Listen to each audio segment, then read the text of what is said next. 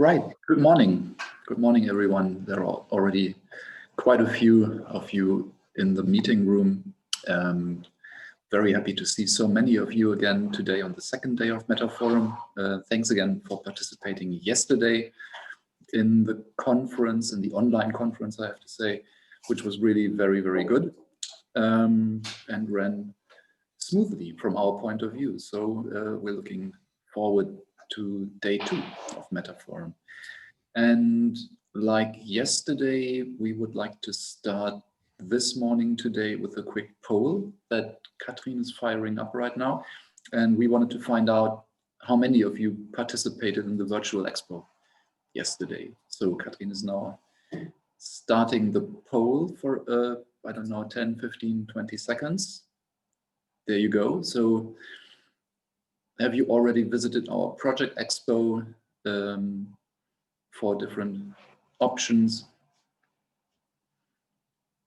So far, no one is saying no. What is that? No, one person said. 2 said no. What is that? Okay, we will explain that later again.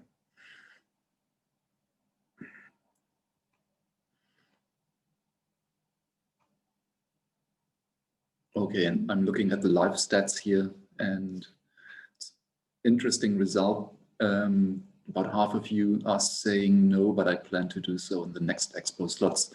We're happy to hear about that. So yesterday we already had a couple of very good discussions, and yesterday we had the ELG pilot projects, and today we will have other projects, of course, presenting. So there will be new projects, new faces, and new materials to talk about. Okay. Right, thanks for your feedback.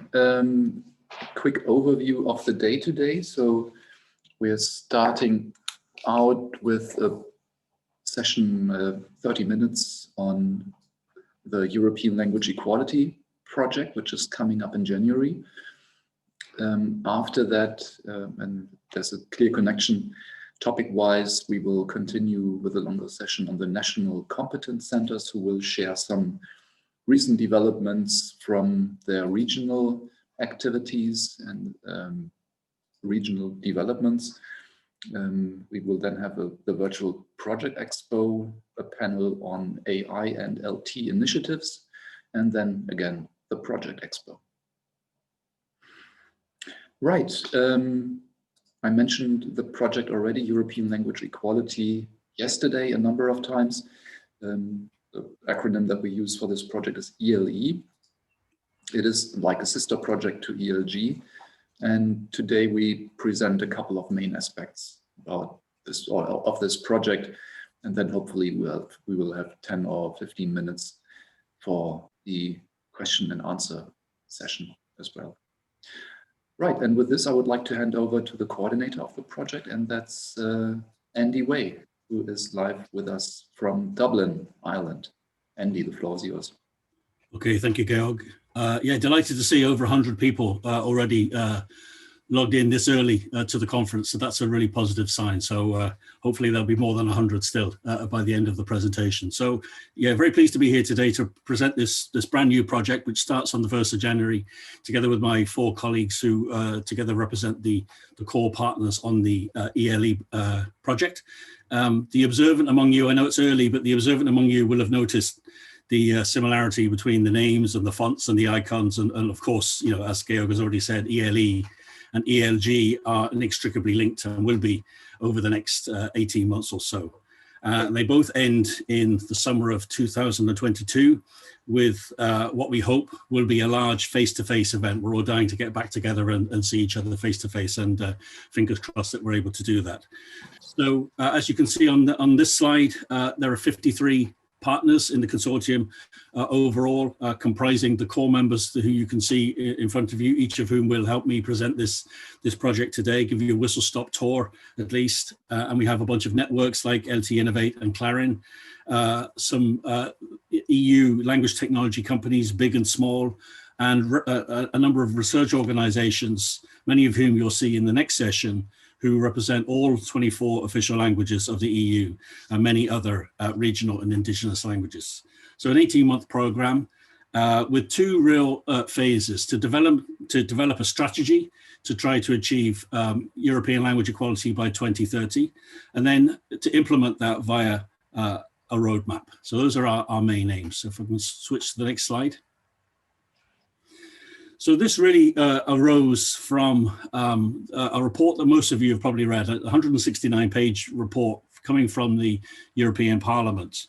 And of course, you know, as good European citizens, you know, we know that the EU flags the importance of digital services being available in all of our languages to ensure a level playing field and full access to digital services for all. And this report really endorses language equality in the digital age. And, you know, it's very much our view as a project consortium that in the 21st century, language cannot be seen to be a barrier to access of information. And human language technology, something that we've been involved in for many, many years, is really the only feasible way to overcome those language barriers while preserving cultural diversity and the linguistic rights which we all hold dear to our hearts. And that's probably the reason you're all here today. And the report really acknowledges that language technology has not been at the center of EU policymaking. And the report says it really should be. So it makes 45 recommendations in this report, and you can see it was carried on almost unanimously in the European Parliament, and 3 of which are on the slide. To establish a large-scale, long-term coordinated funding program for research, development, and innovation in the field of language technologies, tailored specifically to the needs of European citizens and companies and the Commission itself, to create a European platform for language technology services. And again, that was spoken about yesterday to some extent. And again, to secure our leadership, which we have in language-centric AI. So while most of the mainstream, you know, multinational companies are rooted in the US, you know, there is a very rich, you know, tradition and history, particularly at the SME level in Europe, of language innovation in this sense. So if we can move to the next slide. So as we've already mentioned, you know, it's 1.8 million over 18 months. The pilot project call came out at the end of May, and we were busy over the summer submitting the proposal, which was submitted by the end of July. And then we found out at the end of October that the project that we had put together had been agreed for funding. So that was super. We're just finishing off the paperwork at the moment, but we will be starting in less than a month's time. And if we can go to the next slide. Yeah, so as I've already stated, as well as dissemination and awareness raising, and again, I think, you know, the people that you can see before you today have a good track record of that. You know, there are 2 main items to the project. Coming up with an agenda, you know, which documents empirically, you know, what the current state of language technology is within each of the countries and for most of the languages that we can represent within the consortium. And then to see who the stakeholders are, what initiatives are going on in the various regions, to see, you know, where the gaps are, and then to try to establish a roadmap where we can actually put this into practice to try to achieve digital language equality by 2030. So over the next 10 years, we hope to achieve these lofty aims, but I think it's achievable with the help of the consortium that we've assembled. So I'm now going to pass over to Georg, who's going to take over the next part of the slide deck. Great, thanks, Andy. So the project itself, I'm going to give you a few more details about the project and the consortium and what we are doing and hoping to do in the next 1.5 years. So many of you are still familiar with MetaNet and what we've done in MetaNet. It was a very big and broad and longer project. So ELE can be conceptualized as something like a mix of MetaNet plus our HLP prep, the Human Language Project preparation project that we tried to get about 2 years ago, but it didn't work out, plus a strong collaboration component with ELG. Given the reduced time frame, we only have 18 months, so there's lots to do. And the focus On the strategy agenda, we can cut out 2 of the pillars that we had in MetaNet, working on the infrastructure that's being done in ELG in a way, and the research part is being done in other projects. So we are focusing on the MetaNet strategy development pillar plus roadmap development in ELE. So, and hopefully, theoretically, the potential is there for this project for ELE to influence the European language technology and language-centric AI landscape for the next 10 years, maybe even beyond. First and foremost, of course, we want to address and solve this crucial topic of digital language equality. This can be paraphrased as, or also it can be seen, interpreted as, digital language equality is achieved as soon as all under-resourced languages are not under-resourced anymore. So as soon as they don't exist anymore, as long as they are no longer under-resourced, then everything is fine again, in a way. Yeah, so we, of course, also take care of under-resourced languages. We want to create more public visibility for the topic, for the consortium, for the LT community, and strengthen and reinforce the European language grid also in a way, obviously. Andy already mentioned that ELE and ELG are, and this is a nice coincidence, are both aligned in such a way that they will both end with a big, large joint event in June 2022. And that could be Metaforum 2022, if all goes according to plan. So the concept of the project is as follows. The key goal is the development of the strategic agenda and the roadmap. We are going to collect input from the project partners, so from the consortium partners, but also from other relevant stakeholders.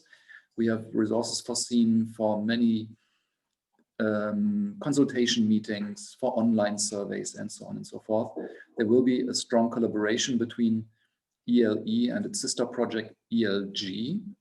We integrated into the consortium almost all. I think it didn't work out for some admin reasons for one of the NCC partners in ELG, but otherwise we have all of the ELG national competence centers on board in ELE.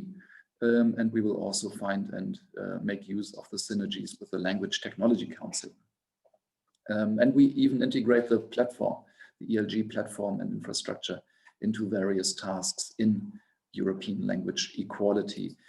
Another thing that we felt very passionate about was an update of the MetaNet white papers. Many of you in the conference today, in the call today, have been involved in this exercise, in which I think 230 something colleagues from all over Europe participated. By now they've collected a bit of dust and need to be updated, and this is exactly what we're going to do in ELE. Not the whole thing, not the whole book, but we want to update the main components and the main statistics about our different languages. We want to organize events, consultations, surveys, etc. And given that we are now working predominantly with online events and Zoom and Skype and WebEx and GoToMeeting, to mention the competitors, I guess this can also be nicely streamlined and optimized for this project. And we have this large, very big, all-encompassing consortium with 53 partners. Here they are on a slide. So we have the 5 core partners, and each of the 5 core partners is taking care of one of the work packages. More on these in a minute. We have 9 networks, associations, initiatives: LT Innovate, FNIL, ELEN, ECSPM, Clarin, Claire, NEM, Liber, and Wikimedia, which we thought are the most important ones, the most relevant ones that we need to discuss language equality and how to arrive at language equality, digital language equality in Europe. We have, as Andy mentioned, 9 companies on board. You see them here on the slide: Tilde, Elder, Expert Systems, Saylabs, Kantan MT, Pangeanic, Semantic Web Company, Ontotext, and SAP. And they nicely represent the whole spectrum of European LT companies that we have, from big to small, from very big to small. I have to say the different types of applications and technologies are represented. from MT to speech to analytics to knowledge to resources, so it's all there, and 30 research organizations taking care predominantly of the different language reports and language white papers. So the main result, as mentioned, of the project will be the strategic agenda and roadmap, and all of the way too many deliverables that we have in the project. I think it's something like 60 or 65 deliverables. But it comes naturally when you do the math and the different languages. All deliverables provide input for this main report that we are preparing, the strategic agenda and roadmap, which is also foreseen to be a book publication at the very end of the project. And it can be seen as a detailed description of what we call the European Language Equality Program. Yeah, so a 1.8 million euro project, such a small European project, cannot implement this whole strategic agenda and roadmap, but we can write and come up and devise the agenda and roadmap. And the actual implementation for this, we foresee the European Language Equality Program that we will suggest to the European Union. The research partners in the consortium will produce updates of the 32 MetaNet white papers, as mentioned. That will be one deliverable each. The networks and initiatives that we have on board will produce one report, also one deliverable each, in which they collect and consolidate and present their own position and needs and wishes, demands, visions for this concept of European language equality.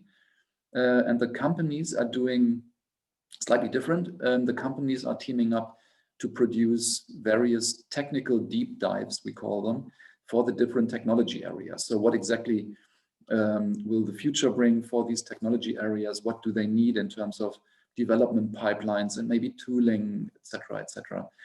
And several additional reports will present other related findings. For example, the definition will be produced of what it actually means, this concept, digital language equality. What is that? What do we want to achieve actually in terms of KPIs, etc.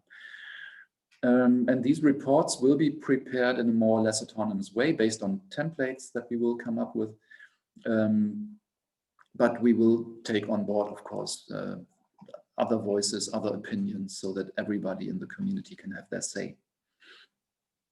So in the total number of languages, we have a large table in the proposal. Now it's going to be a grant agreement of the languages we will take into account, and that's 77 all in all. The key components of the strategic agenda now, just very briefly, a consolidated vision, a definition of what it means, digital language equality, our overall scientific vision, which is deep natural language understanding by 2030. We will collaborate with stakeholders and initiatives. We will have technologies, roadmaps, etc., etc. You can see the main components on the slide, and I'm speeding up a little in the interest of time. This is the overall timeline, and we don't have to go through each and every month, but important, I just want to emphasize what you can see on the right-hand side, these cycles and feedback loops that we have built in. So we will continually integrate the voices from the community, and we will reach out through online means, online media, social media, etc., so that all stakeholders will be heard in the project. So just very briefly to wrap up, and before I hand over now to Stelios, the 5 work packages in the project. We have, first of all, at the top, you can see the two main work packages who work on European language equalities, the status quo that we have right now, this year, next year, and then work package 2, which is led by Jan Hajic, working on the future situation. What do we want to achieve? So present, future, and how do we bridge that? Then the University of the Basque Country, it will develop the strategic agenda and roadmap based on all this input, and DFKI is leading the communication dissemination work packages and Adapt Center. Andy is leading the project management. And with this, I will hand over to Stelios, who can briefly say a few more words on work package 1. Yeah, thank you, Georg. Good morning, everyone. So this first work package will set the grounds for the subsequent work by providing 3 crucial ingredients for ELE. First, it will provide a definition of digital language equality, and it will introduce a set of quantifiers, measures, and indicators along which digital language equality can be measured. We hope that these measures will facilitate comparisons, and we also hope that they will later on facilitate setting quantifiable goals for achieving language equality within Europe. Second, we will produce a report on the state of the art in basic and applied research in the area of language technologies and language-centric AI. Essentially, this review will consist in a multidimensional chart which will depict methodologies and approaches, modalities addressed, text, speech, sign, etc., communicative tasks, technology areas, from information extraction and analytics to machine translation, speech processing, synthesis, dialogue systems, etc., as well as domain sectors where these technologies are applied, such as health, legal, media, education, tourism, and so on and so forth. The third task, and I guess you have already got a nice idea from what Georg has already said, consists in providing a comprehensive and large-scale review of the level of support the European languages receive through language technologies. This task will build upon the tradition and high impact of the MetaNet white papers, already well known by now. It will generate a total of 32 reports on the respective European languages, 24 official EU, as well 8 additional national or regional languages. All reports will be empirically based. They will be based on a comprehensive data collection activity. Now, where does ELE and ELG come together? First and foremost here, we will be using the ELG platform for discovering, collecting, and appropriately documenting ideally all data sets, tools, services, components, repositories, companies, research groups, anything that is that pertains to language technology for each language, or any other indicator that we may come up with out of the definition of the digital language equality. The data will be fed into the European Language Grid platform, and this is an important aspect, as this will facilitate computations of digital readiness and comparative visualizations across languages through a dashboard that we will create in the European Language Grid platform.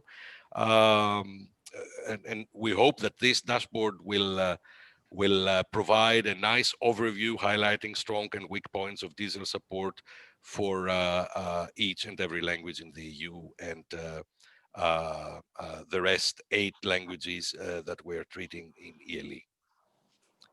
This is work package 1 in a nutshell.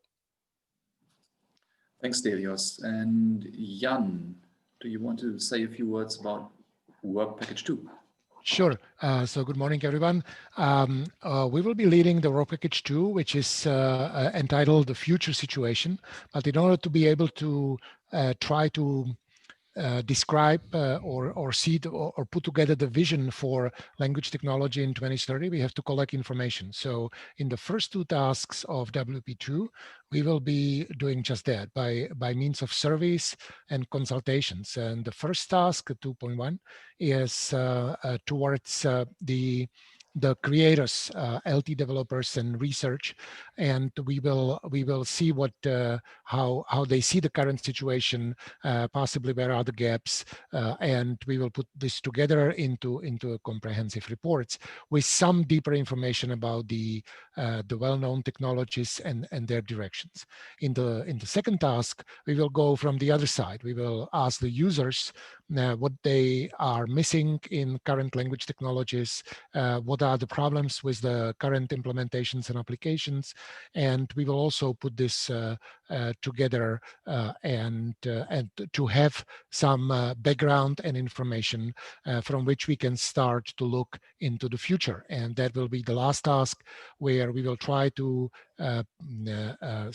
put together a vision which will be then incorporated in the roadmap in the next work packages to see where the language technology will be in 2030, and in part what is still missing, or what we think will have to be developed in these 10 years to actually fulfill this vision. So that's all for me. Great, thanks very much. And Germán. Thanks. Thanks, Georg. Thanks, everybody.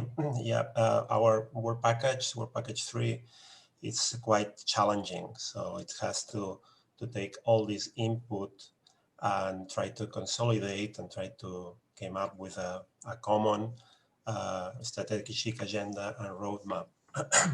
This work package also has a desk research for taking care of all existing strategic documents and also projects and initiatives that there are out there, like national initiative or international initiative, or also organizations that also produce relevant information for language technologies and also for the equality of languages. So we will take all that input, and in following a bottom-up approach, we are going to consolidate in a first initial version of the strategic agenda and roadmap. And later on, we will also do a top-down process for after the first consolidation to spread again through all the partners to receive feedback and try to also integrate into the final version of the strategic agenda and roadmap, which is also challenging to receive all the input and try to consolidate and to finalize a final strategic agenda and roadmap. That's our work here. Great, thank you. And work package 4, you can see the main bullet points on the slide. We'll take care of overall project communication, dissemination. We will liaise with the European Parliament, with the European Commission. We want to organize a targeted workshop in the Parliament, actually. We had a couple in the last 10 years, 2 or 3, which worked out very nicely, and we want to repeat that exercise and to organize a final ELE conference. And also the work package is taking care of exploitation, sustainability of the project, which will result in the final ELE book publication. And lastly, work package 5. Andy, back to you. Yeah, so hopefully everybody on the call today can see the strategic relevance of this project. It simply has to succeed, and we're determined to make sure that it does succeed, you know, not just for the 53 partners in the consortium, but for everybody involved in language technology in the EU. You know, when you divide 1.8 million by 53 partners, there's really not much return on investment for the project participants. So, you know, we've assembled a consortium of doers, people that we can rely on to actually, you know, generate the results that we need to influence, you know, future funding policy in this space. And in ADAPT, I think most of you know about ADAPT. You know, it's a 100 million centre funded by Science Foundation Ireland in digital content technology. We have a very strong backroom team prepared to do whatever it takes to positively influence that EU funding strategy for the benefit of all of us in the language technology space in the EU.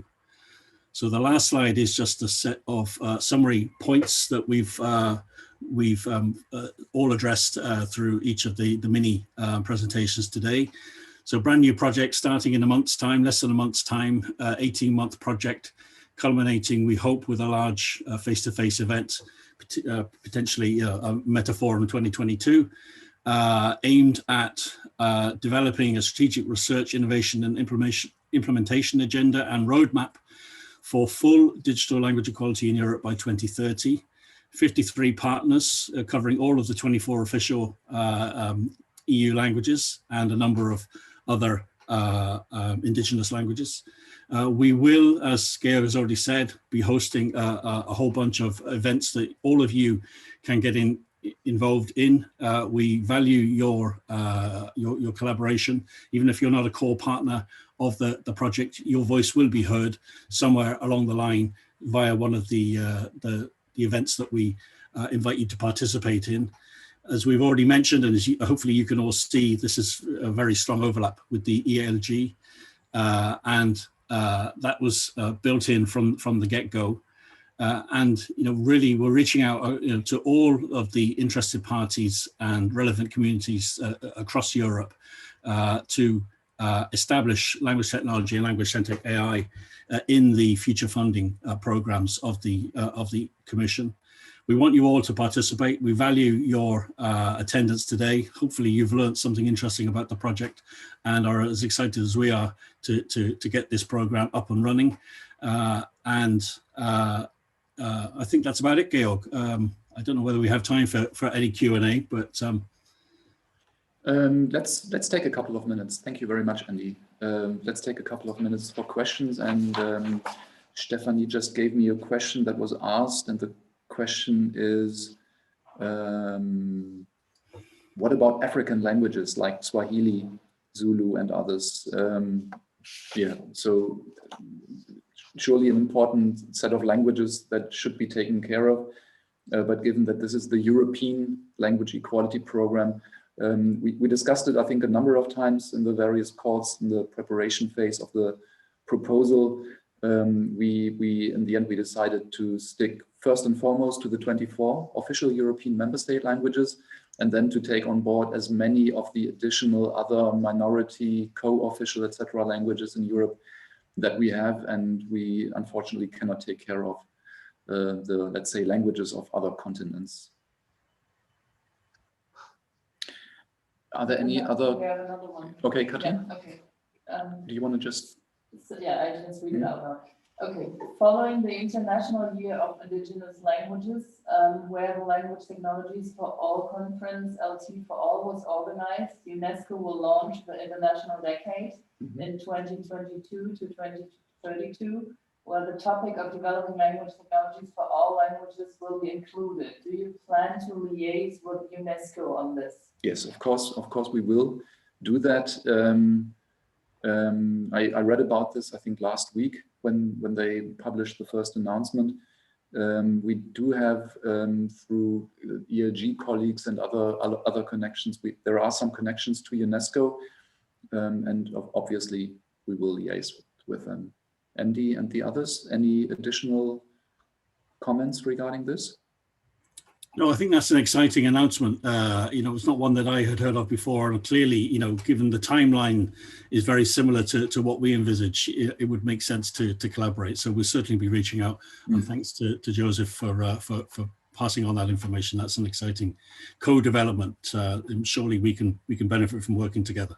Yeah, it's only a small overlap with this half year from 2022 onwards, but we can make it happen, surely. And there's another question. Yes, we have another one. How will ELE decide allocation of resources between voice, conversational AI, translation, and so forth? So the different areas. Is there something that we can say on that already? Can we say something on this already?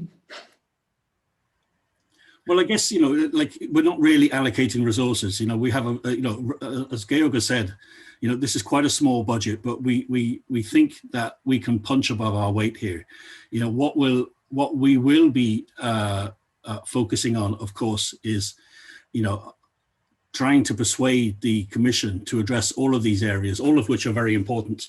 Voice becoming even more important as we move towards more voice-enabled devices. So surely each of these will be on our agenda, and we will attempt to persuade the Commission to include each of these technologies in future calls.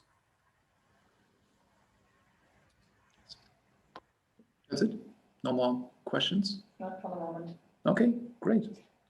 Thanks. And if there are any other questions that come to your mind later, then feel free to send us an email, and then we can hopefully address those. Okay, so let's close the session for now. Andy, Stelios, Jan, Herman, thanks very much for joining us.